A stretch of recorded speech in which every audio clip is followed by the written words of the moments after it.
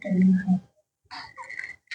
morning, I'm your moderator Susan here. On behalf of this discussion, I would like to extend my very warm greeting to welcome, my warm welcome to all of you.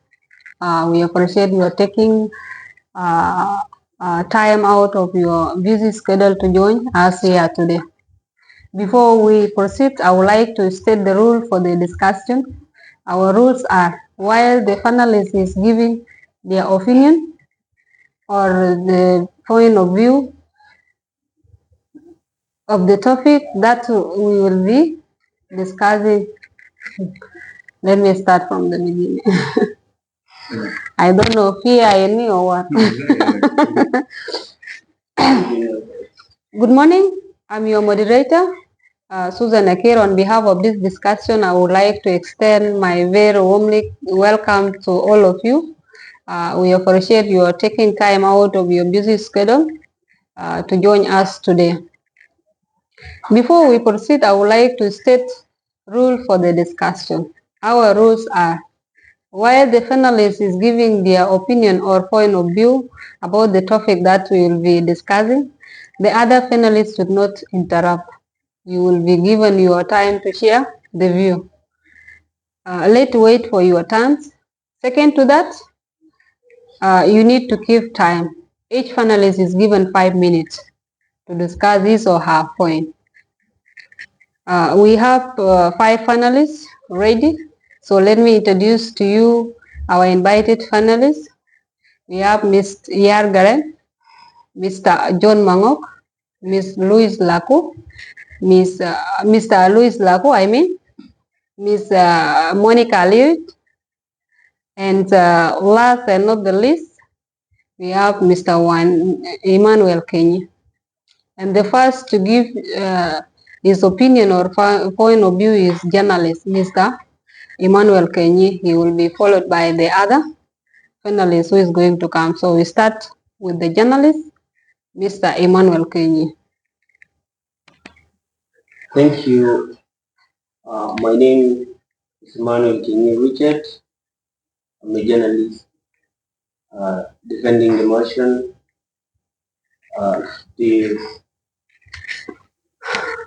Sorry, I did not even mention. Yeah, mention the point that we are going to discuss. Yes. Sorry.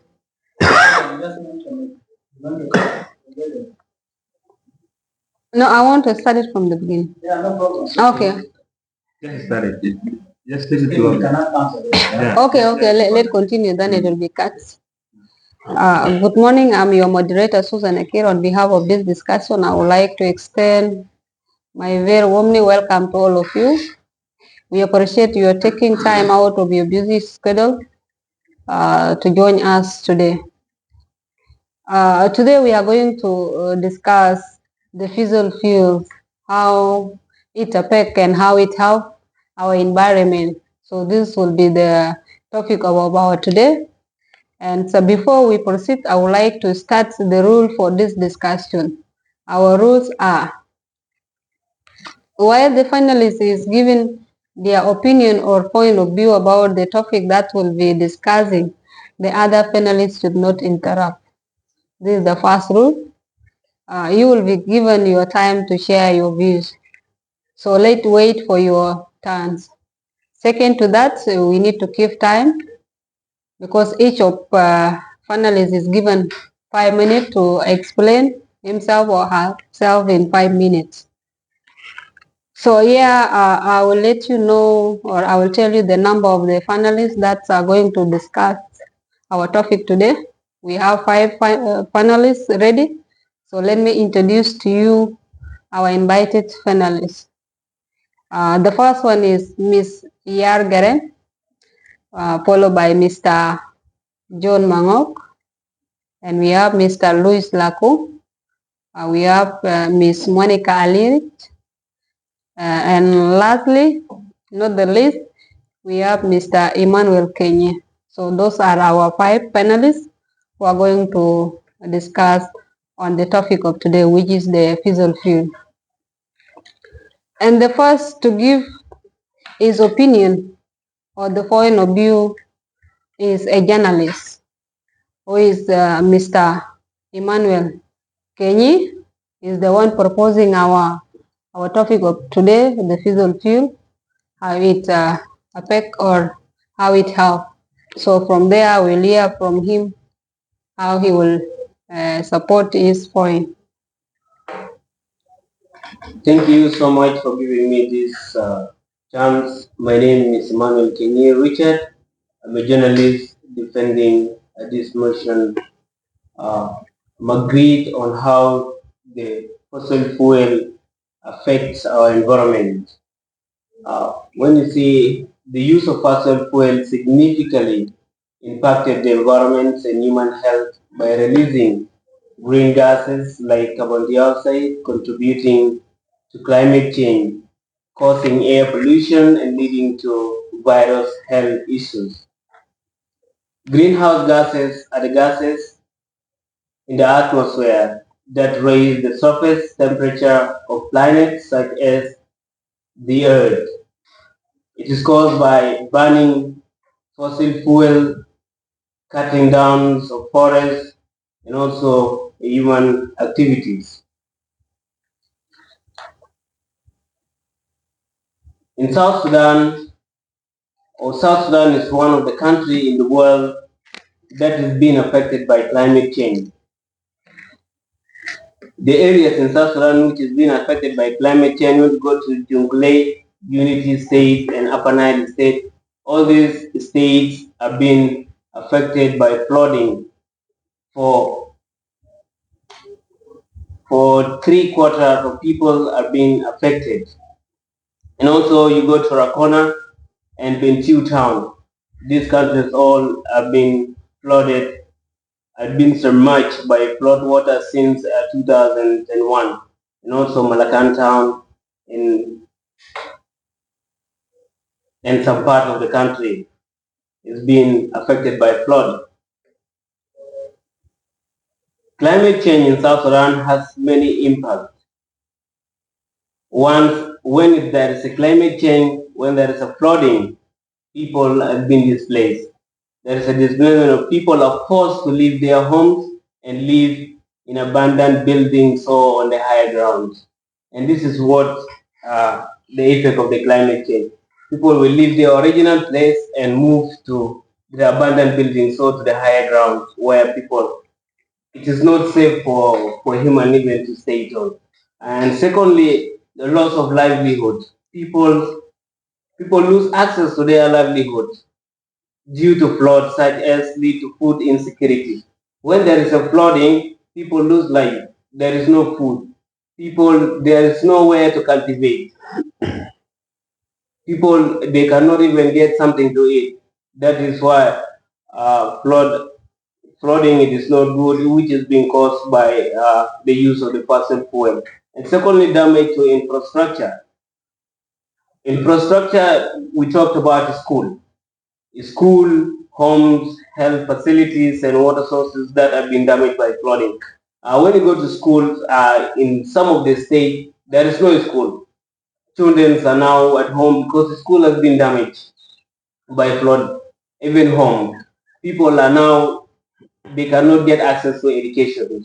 Even the health centers where people get aids, where people get treatment, are all being submerged by the flood water. And secondly, increase risk of diseases. When there is a flooding, there is a disease. People, waterborne diseases, people will be affected. There is snakes and so forth. All these things will come in. And also impact on farming and pastoralism. Climate change has severely impacted farming and pastoralism activities. And all these, uh, when there is flooding, there is nowhere. People will be migrated from this place to another place. People will move from their own land to go to another land and to another people village, and also there is going to create a water fight because uh, people don't want. I don't want someone to come into my place and then with all his properties, like you come into my village. With all your cattle and so for all this, and you are here to occupy my village. This is why we don't want this thing to happen in future. By to solve these all issues, we need to transition to renewable energies and such as like solar, wind, hydropower, alongside implementing energy efficiencies measures and reducing our reliance on fossil fuels across sectors like transportation and industry. And when we talk about transportation and industry, uh, the use of fossil fuel, it is mostly the fuels is being used in the big machineries like the one of in the factories, and all the vehicles that have been moving, carrying goods, is all they are using fuel. And to transit from that one, we have to shift to another one, to the new. Mr. Journalist, sorry for cutting you off. Our time is going. So that was a very nice presentation from journalist Mr. Emmanuel Kenyi, and from there he will be followed by environmentalist Mr. John Mangok, who is going also to propose the topic of today. So Mr. Environmentalist, you are highly welcome to the stage. Okay, thank you very much. My name is John Mangok. I'm going to talk about the environmental in the area. Save the environment and the human health. Save the environment and protects human health. The mentioned connects that we're requesting to requesting for researching and reporting on energy, comparing the solar and wind. Also, we are going to talking about the public health and awareness and education. It's very important in our community to the rural area. Because I don't know the environment and education are raised to awareness about the link between the environmental and the health problem in the community. Some years to come, our environmental, they will go to the community to see where we're going to have to affect the community, to see, to make assessment. And also they need to protect our people there. And also he's going to talk about the importance of the environment in the community. Some of the people that are burning the bush, cutting the tree, and they don't know the problem. When you're cutting the tree, you need to plant some of the tree, and also some years ago will be good to the community. Also, health and benefit. Environment is mentioned to depend on benefit for what? To our community, to health, preparing for the inflation, to process and mission to agriculture. Agriculture is very important when we talk about the benefit and health. So it needs a school and hospital to that community, to income, to our people to know about the importance of the environment. So I will stop here to allow one of our colleagues to. That was a very nice presentation from our environmentalist, Mr. John Mangok, and we are going to continue from there, followed by our doctor, Ms. Monica Alirit. You are highly welcome, and he will be proposing our point also. So let's listen to her. Okay, thank you, moderator. On the side of doctor, I'm going to emphasize on 4 points. The first point is health impact of air pollution. When we talk of air pollution, it means that when there is too much of water on the floor, it may cause air pollution. And this air pollution may later cause some diseases like malaria and typhoid. Second point is climate-related risk. What do I mean by climate-related risk? It means that when at some point climate may change, and if the climate may change, it may cause sun heat too much, and this thing it will later lead to some cause of diseases like malaria, typhoid, due to that sun heating too much. First point is preventive health measures. In this side, it may lead to improve public health outcome through clear and it may reduce air pollution issues. Firstly, economic cost of inaction. It may emphasize on long-term economic saving association with fossil fuel. What do I mean by this? On the economic cost of inaction due to use of fossil fuel, it may lead to not people long term of cultivating due to that the underground whereby people used to cultivate is being damaged by flood, whereby it may lead to shortage of food. Lastly, on the use of fossil fuel, it is too much for us. The use of fossil fuel may cause a lot of problems, like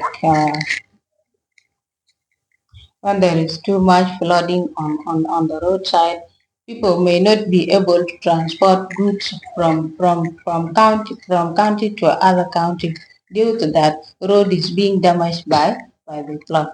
On this side, I have to stop from here. That was the doctor of the day, Miss Monica Alirit, and from there we have three of them who were proposing the topic of today, which is fossil fuels and how it help the environment. So it's still continuing with the rest of the presenters, and we are going to have two of them who are also opposing the discussion of today. So we are going to hear from them. From there, we start with the CEO of the company. Sorry, he's not around. I'm supposed to cut it up. So from there, we are going to start with the one opposing our topic for today. And she will be our lawyer for the day. And we call Miss Yar Gareng. You are highly welcome to the stage to let us know what do you think about the fossil fuels and how it also affect our environment. You are highly welcome. Okay, thank you, moderator, for giving me this golden opportunity. I am Rodayar Garang. I am the advocate of today's panel discussion, and I am against the motion that states that the fossil fuel has harmful effect on the environment and human life. As a lawyer, I strongly defend the argument that carbon, especially fossil fuel, does not importantly accelerate climate change and reduce harmful effects. For example, like the volcanic eruption, solar cycle, and ocean current had important impact on global temperature. The legal strategy, it states that it emphasizes the limitation of current climate model, and the argument states that they are not fully account for natural factors. I beg to stop here. All right, so we have here from our lawyer of the day, Ms. Rhoda Yargereng, and he has really impressed us on how he opposed the topic of the day, and we still continue with our topic or discussion. So the last person that we are going to have in the stage is the government official, and is going to take the floor right now. So Mr. Louis Laku, you are highly welcome to make your community aware about what is going on in climate change. You are highly welcome. Thank you so much for giving me this opportunity. For real, I know areas like Bentiu, Kolud, will have been affected by this fossil fuel, but government is not silent about it. Government is working hard. Government is doing anything by any means in order to reduce this carbon emission that promotes environmental justice. And then the second one, not only that, but also these things are important. It has a high energy density. So fossil fuel provide a large amount of energy per unit, making them an efficient source of power for industry, transportation, and residential use. So it means these things are very important. It helps people in terms of power, it helps people in terms of gases, it helps people in terms of everything. So we cannot just remove it and shift it to another energy. So it's meaning it's helpful. It also have a cost effectiveness. Fossil fuels are often cheaper to extract and produce than many renewable alternatives due to well established technology. And then we have economic benefit. When you say economic benefit, the fossil fuel industry creates jobs and contributes significantly to the GDP of many countries. Like if you see, many countries, their economic are high because of this thing. Especially, let me give you an example with South Sudan. Now we don't have anything. This is the only thing that we are exporting. Our petrol station, we are producing this and we are exporting it out. Apart from that, we are not exporting anything. And then when we say, and then the other third point, the fifth point is support technology. The revenue generated from fossil fuel can be invested in the research and development of renewable energy technology. Thank you. Thank you. That was our government officials, Mr. Louis Lacour. And it was really a very nice discussion for the day. And we had a diverse perspective on how fossil fuel affected our environment and how it also helped our environment. So thank you a lot, our panelists, for your positive contributions to our discussion for today. Before we close our discussion, I would like also to allow each and every panelist to conclude his or her session with the recap as the reminder of the discussion to our audience.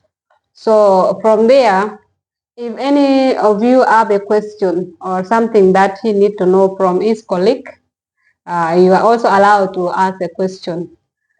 So from there, it is really a very nice discussion, and we need to interact with each other. In case if you have something which you do not understand, you are highly welcome to ask your colleague. And I think let me start it before you conclude it. I did not understand something from our government official. This is the question that I will start with. He was talking and he has mentioned the abbreviation of GDP. So could you explain that side that your audience can understand it well? It's a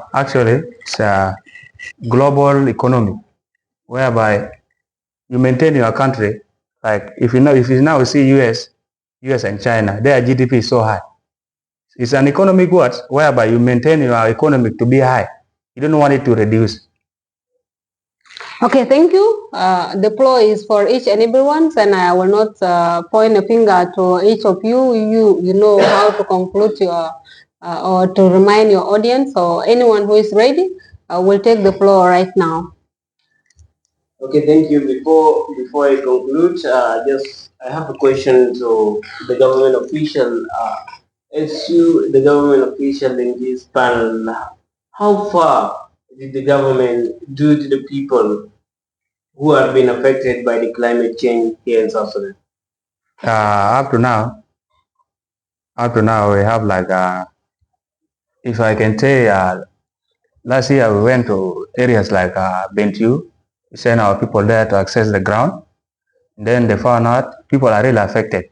But up to now, government is working by any means. We are trying so hard up to now to reduce that things.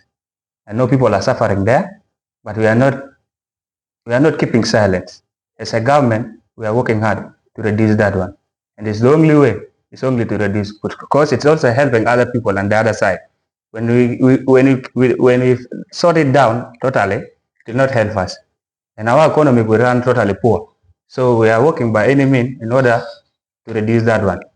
So, Okay, I know the fuels is one of our economic, which is strengthened the economic of the people of South Sudan, but still it is one of the causes that people are suffering today in our country. There is bad roads, flooding, people are suffering really.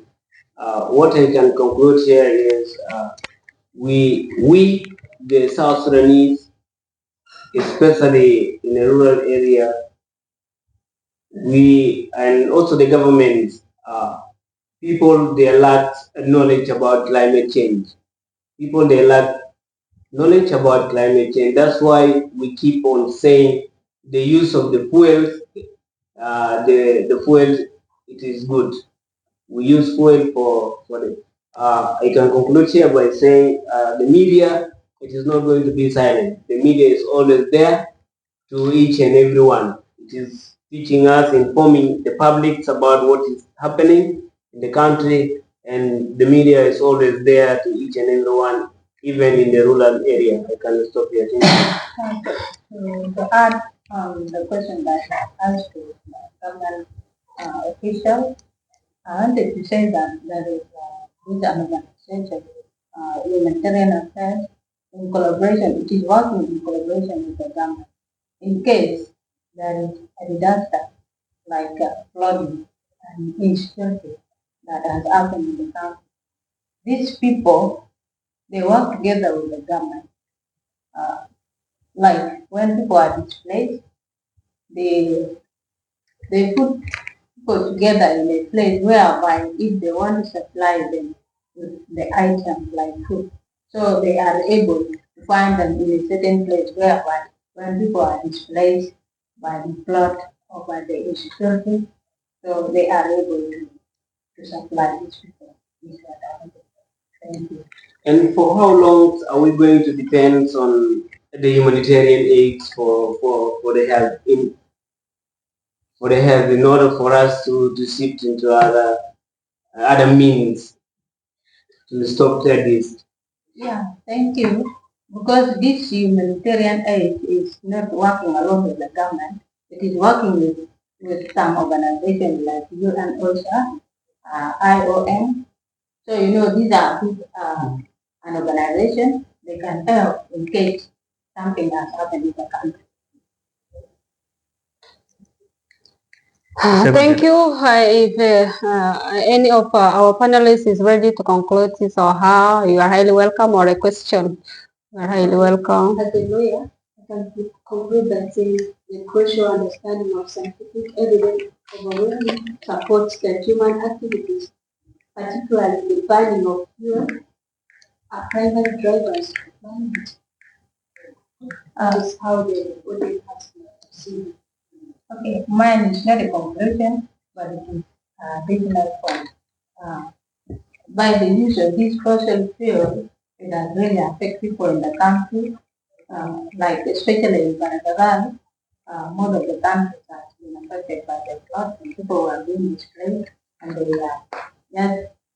they just settled in a place whereby it is not enough for fire, and the lack of food, and then uh, I wanted to say that it really affects people, and and at some point, when people are displaced, it may cause diseases to children like measles and polio.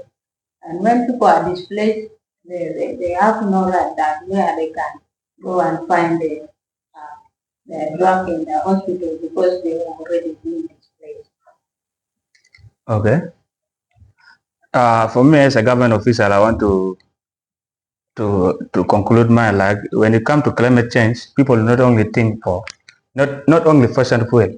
We have natural disasters like floodings, and these things is natural disaster. It need collaboration between government and humanitarians. Government cannot do it alone. We cannot we cannot do it alone unless with the help of humanitarians. Then we can help our own people. So people should not only focus on fossil fuel, but rather than floodings, it's also important to focus on floodings and other issues. As a government official, this is what we need to hear. Thank you. We will allow to our environmentalist either he will add something or he has something to conclude his I want point. to conclude about the environmental important and what is called climate justice. When we talk about climate justice, in that community, they need to justice for climate justice like the important of the environment. Also, the need to talking with us, environmental to work to them to build like hospital and school to take the people to school and hospital also. Environmental is calling the community in that area to talk to them about the importance of the environment and and also the awareness and taking the children to the school. So some years to come, they will become environmental and will become a doctor. So in that community. That was a great day for us to have this very nice discussions on fossil fuels, on how it affects and how it helps the environment. You have all heard about it from our panelists. And again, I can thank you again. It was not an easy time. Each and every one of you took his or her own time to do something, but you managed to make our day colorful. Thank you for that. And that we can call it the day because we have concluded our discussion for today. Thank you. Thank you. Welcome. You did it for the second time. You post. You did it for the second time. Yeah.